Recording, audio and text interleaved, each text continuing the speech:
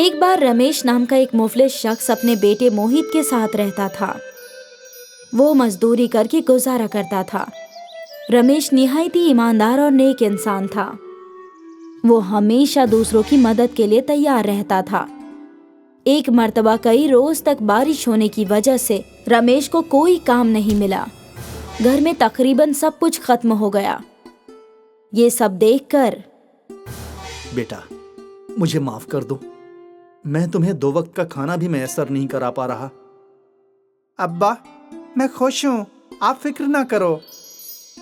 कई माह बाद एक रोज रमेश और मोहित दोपहर को गांव के जंगल के रास्ते से काम करके घर आ रहे थे। उस रोज बेहद गर्मी थी। दोनों को बेहद प्यास लगी थी। मोहित अपने थैले से पानी की बोतल निकालता है और तभी उसे किसी आदमी के कराहने की आवाज आती है और दोनों आवाज की जानिब जाते हैं तो देखते हैं कि एक ज़ईफ शख्स पानी पानी बोल रहा है। अब्बा, मालूम होता है इन्हें प्यास लगी है। बेटा, मैं इन्हें गोद में उठाता हूँ, तुम इन्हें पानी पिला दो। रमेश ज़ईफ शख्स को उठाता है और मोहित उन्हें पानी पिला देता है। पानी पीकर ज़ईफ शख्स को होश आ जाता है और बेटा, भगवान तुम दोनों का भला करे।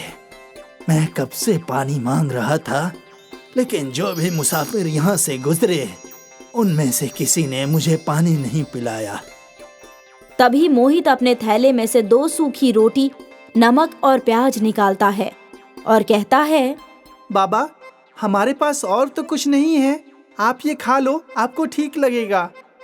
बाबा रोटी, नमक और प्याज खा लेते हैं और कहते हैं, बेटा, तुमने ये खाना तो मुझे दे दिया, अब तुम दोनों क्या खाओगे?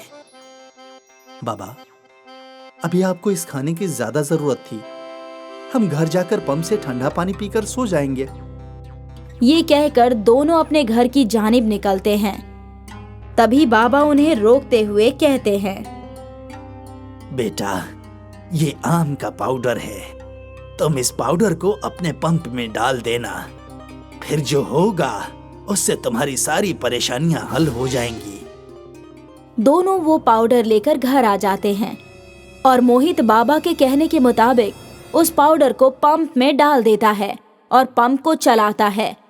उसके पंप को चलाते ही उसमें से आम रस निकलने लगता है।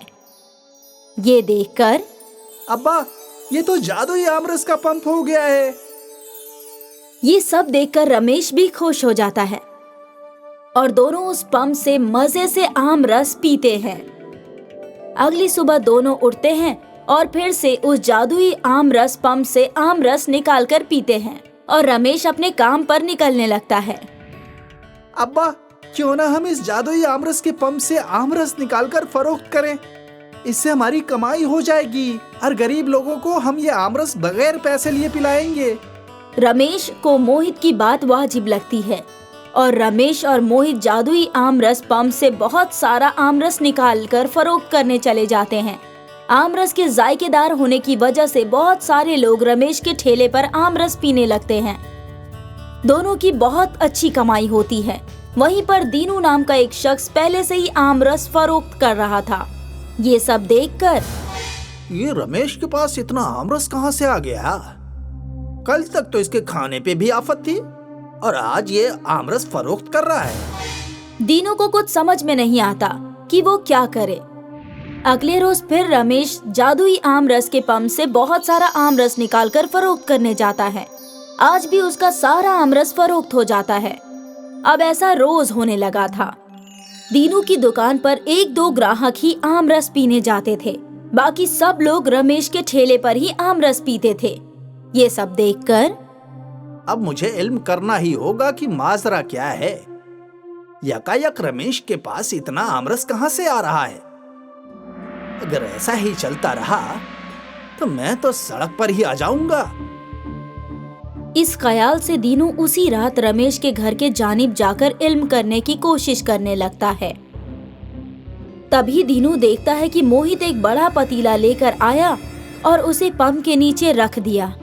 जितनी मर्तबा वो पंप चला रहा था उसमें से आम रस निकल रहा था। ये सब देखकर, अच्छा, तो ये बात है। लेकिन ऐसा कैसे मुमकिन है? पंप से आखिर आमरस कैसे निकल सकता है? तभी मोहित पंप के नीचे से आमरस निकालता है और दोनों बाप बेटे गिलास में डालकर आमरस पीने लगते हैं। अब्बा, आज हमें किसी चीज की कमी नहीं है। ये सब इस जादुई आमरस के पंप की वजह से हुआ है, जो कि हमें उस बाबा ने दिया था।